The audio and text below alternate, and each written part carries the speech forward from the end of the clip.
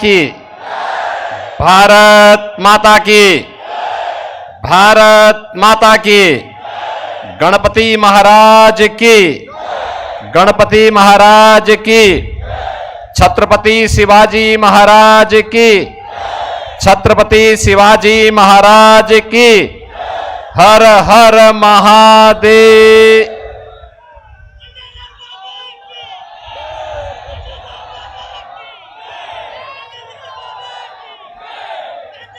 मंच पर उपस्थित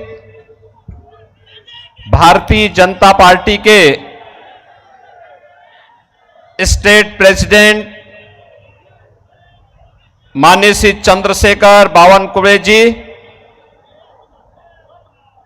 महाराष्ट्र सरकार के मंत्री, शिवसेना के उपनेता श्री गुलाबराव पाटिल जी, आपके लोकप्रिय खासदार और भारतीय जनता पार्टी एनडीए के सांगली की इस प्रतिष्ठित सीट पर प्रत्याशी श्री संजय काका पाटिल जी, शेखर इनामदार जी, शशिकांत पाटिल जी, प्रकाश डंग जी, नीता केलकर जी, मकरंद देशपांडे जी, नितिन सिंधे जी, पृथ्वीराज पवार जी, धनंजय सुधीर गोडबोले जी, सुरेश कांडे जी, दीपक सिंधे जी और मंच पर उपस्थित भारतीय जनता पार्टी, शिवसेना, एनसीपी के हमारे सभी पदाधिकारीगण, सांगली के मेरे सभी उपस्थित बहन और भाइयों, ये महाराष्ट्र की वीर शौर्य भूमि, जिस भूमि ने भारत को अटक से कटक तक का एक सीमा विस्तार देने में महती भूमिका का निर्वहन किया है, ऐसी पावन धरा को मैं कोटि कोटि नमन करते हुए आप सबका मैं हृदय से अभिनंदन करता हूं। बहनों और भाइयों, सांगली की भूमि शौर्य और पराक्रम की भी है, कला संस्कृति की भी है, यहां के अन्नदाता मेहनत कश किसान भी है और युवा ऊर्जा से उत्प्रोत हमारा नौजवान भी है। अपनी विरासत पर गौरव की अनुभूति करके आगे बढ़ता है, भारत की परंपरा को मजबूती प्रदान करने का कार्य करता है। और इसीलिए जब महाराष्ट्र के अंदर मुझे आने का अवसर प्राप्त हुआ तो मैं सांगली में भी आप सबसे लोकतंत्र के इस महापर्व पर उत्तर प्रदेश की राजधानी लखनऊ से और मर्यादा पुरुषोत्तम प्रभु श्री राम की पावन धरा से अपील करने के लिए आपके बीच आया हूं। बहनों और भाइयों, महाराष्ट्र ने भारत को बहुत कुछ दिया है, बहुत कुछ दिया है। जब हम महाराष्ट्र की बात करते हैं तो जन जन के मन में स्वराज का भाव पैदा करने वाले छत्रपति शिवाजी महाराज का स्मरण हर भारतवासी करता है। गणनायक की आस्था को जगाकर लोकनायक कैसे बनते हैं, जब इस ओर हम ध्यान देते हैं तो हमें बाल गंगाधर तिलक याद आते हैं। सामाजिक न्याय की परिकल्पना कैसे होनी चाहिए, जब हम इस बात का उल्लेख करते हैं तो साहू जी महाराज का स्मरण हम सबको करना पड़ता है। एक राष्ट्र की परिकल्पना को साकार करना है, यह भाव पेशवा बाजीराव ने अटक से कटक तक का इसी महाराष्ट्र से हम सबको सिखाया है। देश की आजादी के उस महाबिगुल को किस नाम से गौरवान्वित करना है? वीर सावरकर ने इसी धरती से 1857 के प्रथम स्वातंत्र समर की संज्ञा देकर के भारतवासियों में आजादी के प्रति गौरव का भाव जगाने का काम किया था। पूरे देश में एक विधान हो और सब समान हो, इसके लिए भारत के संविधान के शिल्पी बाबा साहब भीमराव अंबेडकर को भी इसी महाराष्ट्र ने भारत को दिया है। बहनों और भाइयों, इसीलिए जब महाराष्ट्र की धरती पर मैं आया हूं, इन सभी गुणों को एक साथ अपने आप में समाहित करके एक भारत श्रेष्ठ भारत की परिकल्पना को साकार कर रहे हैं आज के भारत के यशस्वी प्रधानमंत्री श्री नरेंद्र मोदी जी। और मोदी जी के नेतृत्व में हमने बदलते हुए भारत को देखा है। बहनों और भाइयों, एक ऐसा भारत जो हम सबके सामने स्पष्ट फर्क महसूस करा देता है। 2014 के पहले का भारत, 2014 के बाद का भारत। 2014 के पहले का भारत एक ऐसा भारत था जिस भारत का दुनिया के अंदर सम्मान लगातार गिर रहा था। सीमाएं सुरक्षित नहीं थी, आतंकी घटनाएं जहां तहां होती थी, नक्सलवाद तेजी के साथ अपना पैर फैला रहा था, देश के अंदर अन्नदाता किसान आत्महत्या कर रहा था, नौजवान पलायन कर रहा था, देश के अंदर न व्यापारी सुरक्षित था, न बेटी सुरक्षित थी, देश के अंदर अविश्वास का माहौल था, देश के अंदर संवैधानिक संस्थाएं अखंड भ्रष्टाचार में डूब करके जिन लोगों को देश को आगे बढ़ाना चाहिए था, वे स्वयं अखंड भ्रष्टाचार में डूब करके देश के सामाजिक ताने बाने को छिन्न भिन्न करने का कार्य कर रहे थे। और 2014 के बाद का भारत हम सब देख रहे हैं। प्रधानमंत्री मोदी जी के नेतृत्व में दुनिया के अंदर 140 करोड़ भारतीयों का सम्मान बढ़ा है। देश की सीमाएं सुरक्षित हुई हैं। अब कोई देश भारत की सीमा में अतिक्रमण नहीं कर सकता, कोई देश भारत की सीमा में अतिक्रमण नहीं कर सकता। आतंकवाद समाप्त हुआ है, नक्सलवाद तेजी के साथ समाप्त हुआ है। अब तो भारत के अंदर कहीं जोर से कहीं कोई पटाखा फूटता है तो पाकिस्तान पहले सफाई देता है कि मेरा हाथ नहीं है, क्योंकि इसे मालूम है कि ये नया भारत है, छेड़ता नहीं है, लेकिन कोई छेड़ता है तो उसको छोड़ता भी नहीं है। बहनों और भाइयों, ये वही भारत है और यह नया भारत मोदी जी के नेतृत्व में आपके आशीर्वाद से यह नया भारत आज दुनिया का सिरमौर बन रहा है, दुनिया की सबसे बड़ी तेजी के साथ उभरती हुई अर्थव्यवस्था के रूप में आगे बढ़ रहा है। आज भारत के अंदर अन्नदाता किसान आत्महत्या नहीं करता है, अन्नदाता किसानों को प्रधानमंत्री किसान सम्मान निधि मिलती है। नौजवान पलायन नहीं करता है, नौजवान के लिए पीएम स्टार्टअप की योजना है, पीएम स्टैंड अप की योजना है, पीएम मुद्रा की योजना है। मिशन रोजगार के अंतर्गत प्रधानमंत्री मोदी जी स्वयं नौजवानों के लिए कार्य कर रहे हैं। महिलाएं असुरक्षित नहीं, बल्कि अब तो उनके सशक्तिकरण के लिए 3 करोड़ ड्रोन लखपति दीदी बनाने के लक्ष्य को लेकर के प्रधानमंत्री जी ने अपने अभियान को तेजी के साथ आगे बढ़ाया है। बहनों और भाइयों, ये वही भारत है जिसने 10 वर्ष के अंदर लोगों को दिखाया है कि देश की विपत्ति में कैसे सहयोग किया जाता है। याद करिए, इस देश पर आपने राहुल गांधी को भी देखा होगा। जब भी देश पे संकट आता है, देश में कोरोना का संकट आया, देश में कोई आपदा आई, राहुल गांधी सबसे पहले देश छोड़ करके भागते हैं।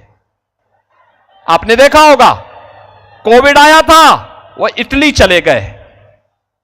देश के अंदर कहीं कोई आपदा आती है, अर्थक्वेक आता है, कहीं कहीं पर फ्लड आती है, वह छोड़ करके फिर इटली भाग जाते हैं।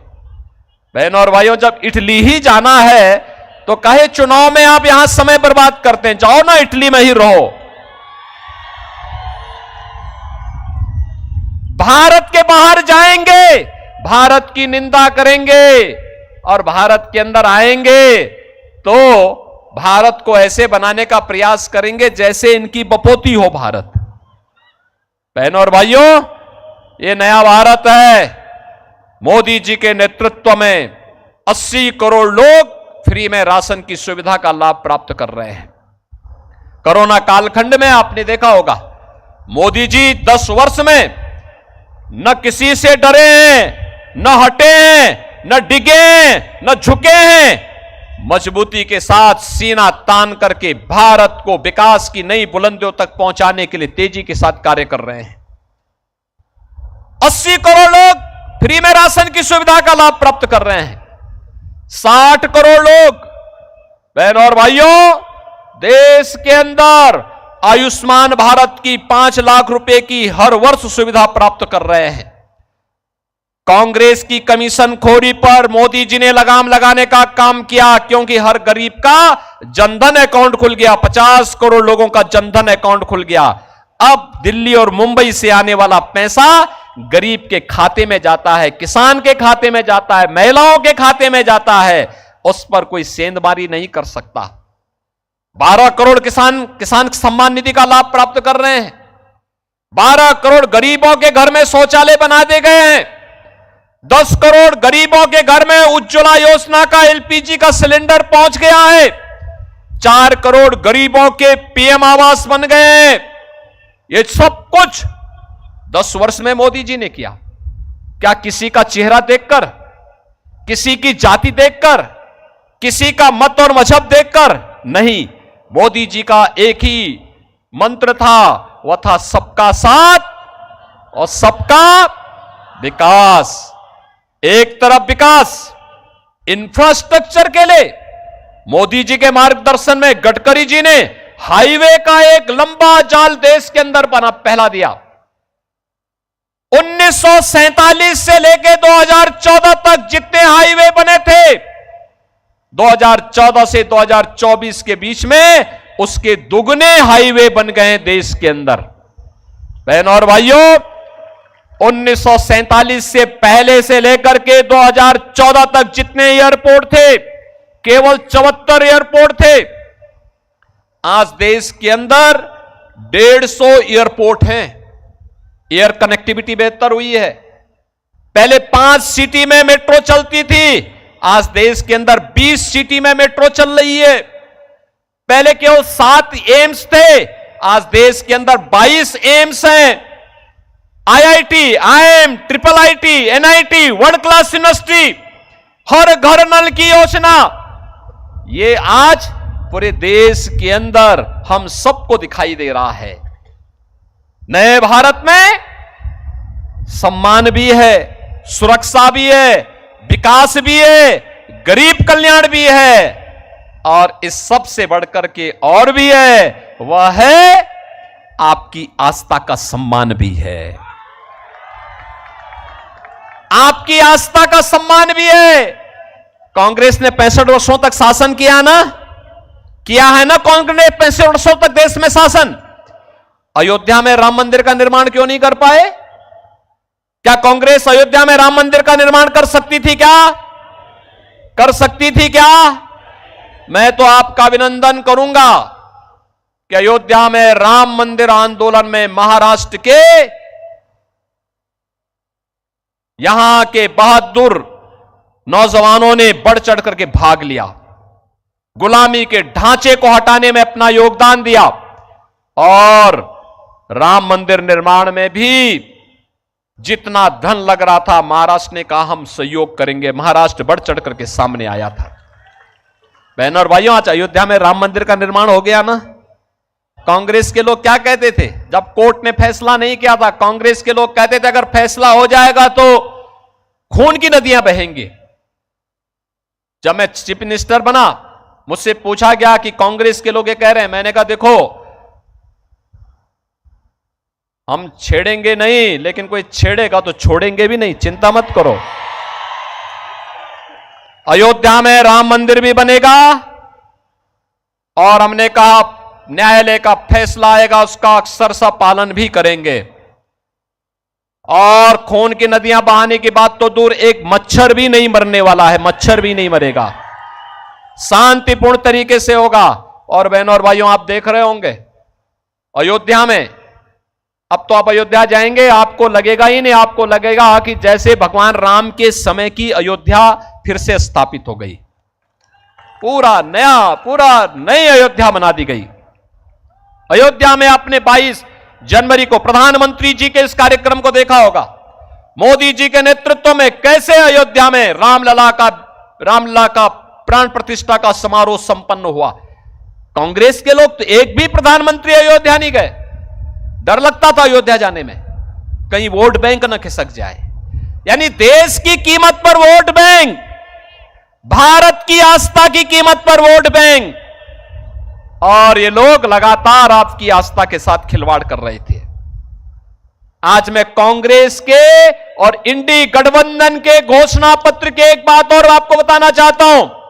इन्होंने अपनी घोषणा पत्र में कहा है, अपनी घोषणा पत्र में इन्होंने कहा है बहन और भाइयों कि अगर कांग्रेस नेतृत्व की इंडी गठबंधन की सरकार बनेगी तो वह अल्पसंख्यकों को उनकी रुचि के हिसाब से खान पान की स्वतंत्रता देंगे। अब मैं पूछना चाहता हूं, ऐसी कौन सी रुचि है मुस्लिम समाज की जो हिंदुओं से अलग है? अरे रोटी वो भी खाते होंगे, चावल वो भी खाते होंगे, ढोकला वो भी खाते होंगे, सब कुछ खाते होंगे, लेकिन उनकी इससे अतिरिक्त रुचि क्या है? हिंदू गौ कसी को स्वीकार नहीं कर सकता, गौ मांस नहीं भक्षण करता, लेकिन वह चिढ़ाने केले जरूर करता होगा और इसीलिए उसके खिलाफ कार्रवाई होती है। कांग्रेस देश के अंदर गौ हत्या की खुली छूट देना चाहता है। क्या आप स्वीकार करेंगे? क्या स्वीकार करेंगे इसको? यानी ये तो महापाप का कारण बनेगा अगर हमारा वोट ऐसे लोगों के लिए जाता है जो गौ हत्यारों को प्रश्रय देते हैं और गौ मांस को देश के अंदर प्रेरित और प्रोत्साहित करते हैं। वह हम सब के लिए इससे बड़ा पाप का कारण दूसरा बन ही नहीं सकता। ये पाप आज कांग्रेस करने जा रही है। और दूसरा, इसके द्वारा भरमाने के बहुत सारे प्रयास हो रहे हैं। बहनों और भाइयों, भरमाने के क्या प्रयास? कांग्रेस जितना झूठ बोल सकती इस चुनाव में बोल रही है, क्योंकि उसे मालूम है इस चुनाव के बाद कांग्रेस इतिहास की वस्तु बनने वाली है। उसको मालूम है इसके बाद कांग्रेस को देश की जनता जनार्दन पूरी तरह ठुकरा देगी। और उत्तर प्रदेश में तो हमारी विधानसभा में 403 विधायकों का चुनाव होता है जनता के द्वारा। कांग्रेस को उत्तर प्रदेश की जनता ने कितनी सीट दी मालूम है? 2। यानी राम नाम सत्य है के लिए भी 4 लोग चाहिए होते हैं ना। वहां 2 ही सीट है, यानी अगली बार छुट्टी। अभी आप देख रहे होंगे कांग्रेस के लोग हिम्मत ही नहीं कर पा रहे हैं यूपी में चुनाव लड़ने का, सब भागे फिर रहे हैं। और बहनों और भाइयों, मैं आपसे ये कहने के लिए आया हूं, अब वो अंतिम उपाय उन्होंने क्या प्रारंभ किया है? अंतिम उनका उपाय वही है कि हिंदू समाज को फिर से बांटो। जाति के नाम पर बांटेंगे, जातीय जनगणना के नाम पर आपको गुमराह करेंगे। 65 वर्षों तक क्या कर रहे थे पूछा जाना चाहिए। फिर जातीय जनगणना के आधार पर हिंदू समाज को खेमों में बांटेंगे और फिर खेमों में बांटने के बाद आपस में लड़ाएंगे। आपस में लड़ने के बाद फिर आपके हिस्से में चुपचाप डकैती डाल करके आपका हिस्सा काट करके आरक्षण का हिस्सा, ओबीसी को मिलने वाला आरक्षण का हिस्सा ये मुसलमानों को बांट देंगे। कांग्रेस ने यूपीए सरकार के समय यह षड्यंत्र किया था। संजय काका पाटिल तब भी हमारे साथ सांसद थे और हम साथ साथ इसका विरोध करते थे कि कांग्रेस को यह षड्यंत्र सफल नहीं होने देना है। इन्होंने तब भी किया था। पहले रंगनाथ मिश्रा कमेटी गठित करके ओबीसी को मिलने वाले 27% आरक्षण में इन्होंने कहा था 6% आरक्षण ओबीसी का काट करके मुसलमानों को दे दो। भारतीय जनता पार्टी ने विरोध किया था, कहा था हम अपने हिंदुओं का आरक्षण किसी भी ऐसे लोगों को नहीं देने देंगे जिसका विरोध बाबा साहब भीमराव अंबेडकर ने किया हो। बाबा साहब भीमराव अंबेडकर ने कहा था कि देश के संविधान को धार्मिक आधार पर नहीं बांटा जा सकता है, धार्मिक आधार पर आरक्षण नहीं दिया जा सकता। कांग्रेस के लोग बाबा साहब भीमराव अंबेडकर का अपमान कर रहे हैं। सच्चर कमेटी गठित करके कांग्रेस ने यह प्रयास किया था कि मुस्लिम समाज की कुछ जातियों को दलित में शामिल करके दलितों के अधिकारों पर भी डकैती डाली जाए।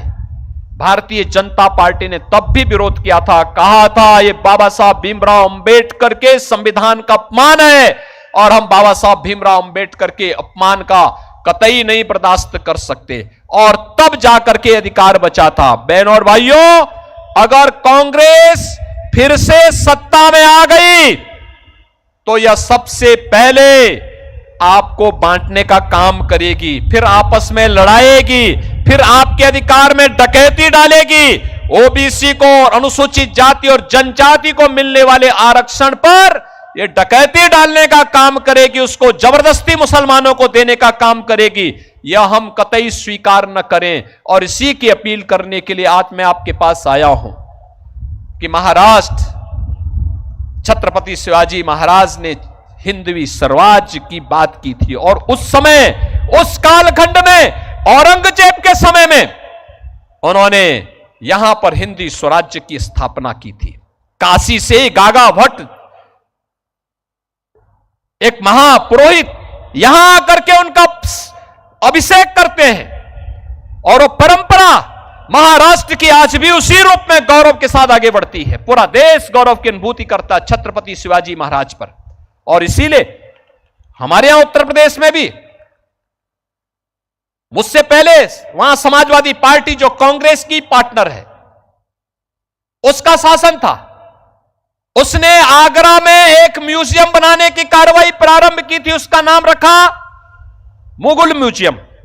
मैंने कहा क्या इसके लिए क्या मुगलों ने पैसा दिया है क्या? तो कहा नहीं, पैसा सरकार का है। तो मैंने कहा सरकार का पैसा लग रहा है तो मुगलों के नाम पर नहीं होगा, यह छत्रपति शिवाजी महाराज के नाम पर होगा। मुगलों की का कोई चिन्ह इसमें नहीं होना चाहिए। छत्रपति शिवाजी महाराज की गौरव गाथा इसके साथ जुड़नी चाहिए। और बहनों और भाइयों, आगरा में छत्रपति शिवाजी महाराज का भव्य म्यूजियम बनाने का कार्य आज के दिन पर हमारी सरकार कर रही है। हमें प्रधानमंत्री मोदी जी ने आजादी के अमृत महोत्सव वर्ष में एक ही बात कही थी, सबसे पहले गौरव, देश के अंदर जितने भी गुलामी के प्रतीक हैं इनको समाप्त करना, और दूसरा विरासत पर गौरव की अनुभूति करना। छत्रपति शिवाजी महाराज, महात्मा फूले, सावित्रीबाई फूले और यहां की संतों की परंपरा, ये हमारी विरासत है। इस विरासत पर गौरव की अनुभूति हमें करनी है। कांग्रेस, आपने देखा होगा, सेम पेत्रोदा का बयान आपने पढ़ा होगा ना, क्या कहता है? हम विरासत टैक्स लगाएंगे, यानी अब हमारी विरासत हमारी और टैक्स कांग्रेस के लोग वसूली करेंगे। क्या आप छूट देंगे क्या? कांग्रेस को छूट देंगे क्या? अपनी विरासत पर, बाप दादों की कमाई पर, पूर्वजों की कमाई पर क्या कांग्रेस को लूटने की छूट देंगे? बहनों और भाइयों, यह स्वीकार नहीं होना चाहिए, कतई स्वीकार नहीं होना चाहिए। और सांगली में मैं इसलिए भी आया हूं, सांगली में 32 सिराला आप गए होंगे, वहां के हमारे मोहन जी भी यहां आए हैं। हमारा वहां पर बहुत वहां पे मेरा बहुत आना जाना रहा है और लोग वहां पे बहुत भीड़ होती है। मैं देखता था नाग पंचमी के दिन बहुत भीड़ होती है। दूसरा, हमारे पूर्व गवर्नर रामनाईक जी का बचपन यही सांगली में व्यतीत हुआ था। रामनाईक जी 5 वर्ष तक यूपी के गवर्नर रहे। और बहनों और भाइयों, आज मैं इसीलिए आपसे अपील करने के लिए आया हूं कि मोदी जी ने आपकी आस्था का सम्मान भी किया है, सुरक्षा भी दे रही है, और अब उन्होंने कहा है कि हमें यह तीसरी पारी इसलिए चाहिए जिससे हम आत्मनिर्भर और विकसित भारत की परिकल्पना को साकार कर सकें। बहनों और भाइयों, आत्मनिर्भर और विकसित भारत का मतलब भारत का हर नागरिक आत्मनिर्भर होगा, हर चेहरे पर खुशहाली होगी, नौजवान के हाथ को रोजगार होगा, किसान खुशहाल होगा, व्यापारी का व्यापार फलेगा फूलेगा, दुनिया के अंदर फैलेगा। और इसके लिए हमें आस्था का भी सम्मान करना है। कांग्रेस के लोग आपकी आस्था का सम्मान नहीं कर सकते। आप मुझे बताओ, कितने लोग हैं जो अयोध्या गए हैं? कितने लोग अयोध्या जाना चाहेंगे? अरे पूरा ही सांगली जाना चाहता। संजय काका, एक ट्रेन बुक करवा देना 7 के बाद, और जब आना हो मुझे सूचना कर देना। अयोध्या में हम स्वागत की तैयारी कर देंगे। बहनों और भाइयों, आज के दिन पर अयोध्या में 5 लाख लोग एक दिन में भी आ जाएंगे तो भी रामलला का दर्शन करने में कोई दिक्कत नहीं होगी, कोई समस्या नहीं होगी। अब तो मैंने कहा ना, एक नई अयोध्या बन गई है, और इसीलिए मैं आपका आह्वान करूंगा, ये सुरक्षा भी, विरासत का सम्मान भी, आस्था का सम्मान भी, ये केवल और केवल मोदी जी की गारंटी ही इसमें आपके लिए उपयोगी हो पाएगी। केवल मोदी जी की गारंटी, और मोदी जी इसके लिए गारंटी दे सकते हैं, कोई और इस कार्य को नहीं कर सकता है। और इसीलिए हम आए हैं। संजय काका पाटिल और मैं दोनों एक साथ कई बार सांसद रहे, एक साथ रहे, लंबे समय तक रहे हैं। मुझे हमारी पार्टी ने बाद में उत्तर प्रदेश में भेज दिया है। उत्तर प्रदेश में, क्योंकि ये सब बड़े बड़े कार्य जो मोदी जी के विजन के कार्य थे, उनको जमीनी धरातल पर करना था। एक तरफ राम मंदिर बनाना था और दूसरी तरफ वहां के माफियाओं को राम नाम सत्य की यात्रा पे भी भेजना था। आप देख रहे होंगे ना, यूपी में दंगा तो नहीं होता ना अब? कभी नाम सुना यूपी में दंगे का? बीजेपी के आने के पहले वहां रोज दंगे होते थे, कर्फ्यू लगता था। बहनों और भाइयों, पिछले 7 वर्ष में कोई दंगा नहीं, कोई कर्फ्यू नहीं। और इसीलिए मैं आपसे कहने के लिए आया हूं, बीजेपी इस बात की गारंटी होगी, सुरक्षा भी देगी, सम्मान भी देगी, और विकास को और रोजगार को भी तेजी के साथ आगे बढ़ाने का काम केवल बीजेपी कर पाएगी। और इसीलिए मैं आया हूं, भारतीय जनता पार्टी और एनडीए ने, जिसमें हमारे सहयोगी शिवसेना और एनसीपी, ये दोनों यहां पर, दोनों के नेता भी हैं, इन सब ने संजय काका पाटिल को अपना समर्थन देकर के मोदी जी ने उन्हें अपना प्रत्याशी बनाकर के यहां भेजा है।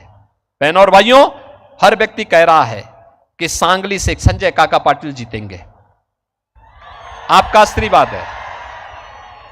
लेकिन मैं चूंकि आया था तो मैंने कहा भी हम लोग भी चलेंगे, और मैं इसीलिए आज आपके बीच में आया हूं, आपसे अपील करने के लिए कि हमें भारत को आत्मनिर्भर भारत और विकसित भारत बनाना है। इसलिए यह वहीं का रास्ता निकल रहा है। छत्रपति शिवाजी महाराज का हिंदवी स्वराज्य का मार्ग यही है जो मोदी जी ने आज विकसित भारत की बात की है, यही राम राज्य भी है। और बहनों और भाइयों, इसीलिए हम लोग आए हैं कि आप सबको मोदी जी का प्रतिनिधि बनना होगा, आप सबको एकनाथ शिंदे जी का प्रतिनिधि बनना होगा, आप सबको देवेंद्र फडणवीस का प्रतिनिधि बनना होगा, और आप सबको संजय काका पाटिल बनना होगा। और 7 मई को कमल चुनाव चिन्ह पर भारतीय जनता पार्टी के हमारे प्रत्याशी श्री संजय काका पाटिल को भारी बहुमत से, रिकॉर्ड मतों से विजयी बना के भेजे। सांगली के विकास के लिए, महाराष्ट्र की शेष परियोजनाओं के लिए और मोदी जी के विकसित भारत की संकल्पना को आगे बढ़ाने के लिए संजय काका पाटिल सांगली में आवश्यक हैं। सहमत हैं? सभी लोग सहमत हैं? सभी लोग सहमत हैं? तो सब मेरे साथ बोलेंगे, भारत माता की, भारत माता की, भारत माता की, वंदे वंदे वंदे, जय श्री राम, जय जय श्री राम, जय जय श्री राम, जय जय श्री राम। धन्यवाद।